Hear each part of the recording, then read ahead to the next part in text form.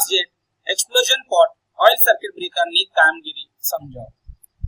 તો સામાન્ય એટલે કે બંધ સ્થિતિ એટલે કે જે ક્લોઝ પરિસ્થિતિ દરમિયાન ફિક્સ અને મૂવિંગ કોન્ટેક્ટ્સ બંધ હોય છે અને સર્કિટ સામાન્ય લોડ કરંટનું વહન કરે છે એટલે કે રેટેડ કરંટ એમાંથી પાસ થતો હોય છે.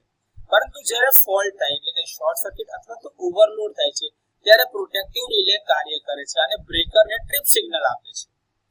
ઓપરેટિંગ મિકેનિઝમ જે છે એ મૂવિંગ કોન્ટેક્ટને ફિક્સ કોન્ટેક્ટથી દૂર કરે છે જેના કારણે સર્કિટ તમારી ઓપન થાય છે.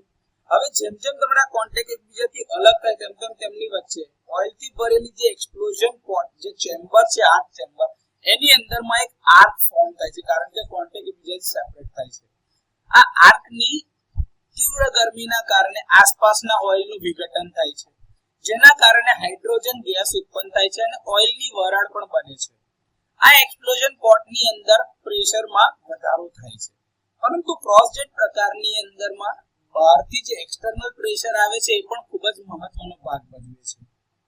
સાથે જ કોન્ટેક્ટની આમ ગતિની સાથે જોડાયેલા જે પેલા પિસ્ટન હશે મૂવિંગ કોન્ટેક્ટ્સ જે તમારા છૂટા પડે છે એના કારણે તમારું ઓપરેટિંગ મિકેનિઝમ જે બહારથી પિસ્ટન અથવા તો ઓઇલ પંપ મિકેનિઝમનું ઓપરેશન કરતા હશે.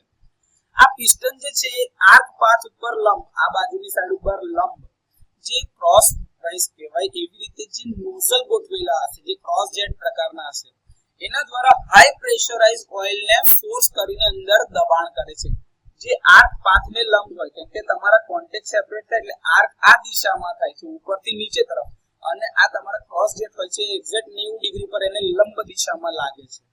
હવે આ જે આર્કના લીધે જે ઓઇલનું જે પ્રેશર થાય છે ક્રોસ જેટના લીધે નોઝલ દ્વારા એના લીધે પણ દબાણમાં વધારો થાય છે. પરિણામે શું થશે કે ઓઇલનો જે ફોર્સ આવશે આ આર્ક પાથની ઉપર એ આર્ક પાથને ઠંડો કરવાની કોશિશ કરશે.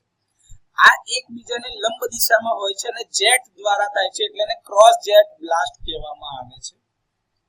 હવે જ્યારે મૂવિંગ કોન્ટેક્ટ છે પ્રથમ આર્ક સ્પ્લિટરને તમારા કોન્ટેક્ટને ક્લોઝ કરશે એટલે તમારું જે ફ્રેશ ઓઇલ હશે જે તાજું ઓઇલ હશે એ આર્કમાં અંદર આવવાનો પ્રયાસ કરશે જેના કારણે આર્કની લંબાઈમાં વધારો થશે.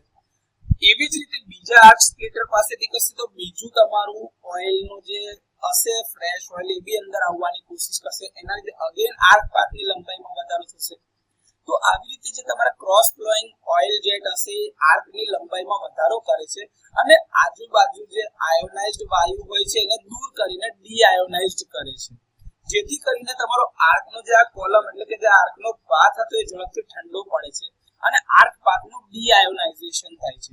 જેમ જેમ એનું ડીઆયોનાઇઝેશન થશે એમ આર્ક ઓછો અસ્થિર થતો જશે એટલે કે ઓછો એની તીવ્રતા ઘટાડતો જશે. હવે જેમ જેમ કોન્ટેક્ટ વચ્ચેની ડાઇલેક્ટ્રિક સ્ટ્રેન્થમાં વધારો થતો જશે એમ તમારો આર્ક સૌથી પહેલા તો એની તીવ્રતા ઓછી કરશે જેને આપણે કહીએ છીએ કે આર્ક સ્થિર નહીં રહે જે પહેલા એટલી ઇન્ટેન્સ ફ્લેમ હતી હવે એ ઓછી થશે અને નેક્સ્ટ કરંટ 0 ઇન્સ્ટન્ટ આવશે એ ઇન્ટરવલ પર આર્ક ખોલવાઈ જશે. તો આ રીતે cross jet explosion pot oil circuit breaker કામ કરે.